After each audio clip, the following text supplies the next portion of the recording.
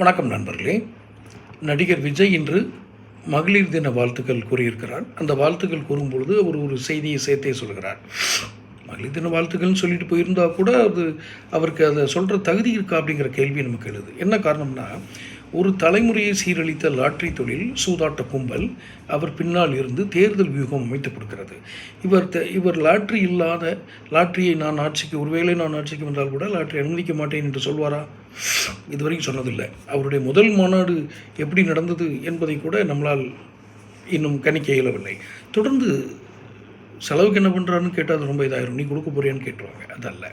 ஆனால் மகளிர் தின வாழ்த்துக்கள் சொல்லும் பொழுது ஒரு தலைமுறையை கெடுத்த கலாச்சார சீரழிவு செய்தவர் இந்த விஜய். இதில் விஜய் ரசிகர்களுக்கு கருத்து வேறுபாடு இருக்கும், கோபம் கூட வரலாம். ஆனால் நான் சொல்வதை நன்றாக கேளுங்கள்.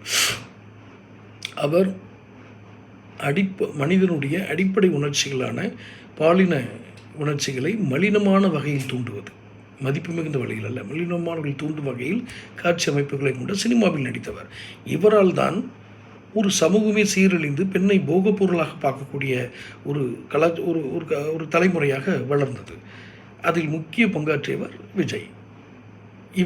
இவரை வெற்றி பெற வைப்பதற்காக இவர் தந்தை செய்த தந்திரம்தான் இந்த மலினமான காதல் காட்சிகள், ஆபாசமான அசைவுகள் என்று ஒரு கலாச்சார சீரழிவை செய்தவர். இவர் எப்படி போய் மகளிர் தின வாழ்த்துக்கள் கூறுகிறார் என்பதுதான் தெரியவில்லை. இதை குறித்து நான் என்னோடய சேனல் கூட வீடியோ வெளியிட்டிருக்கேன்.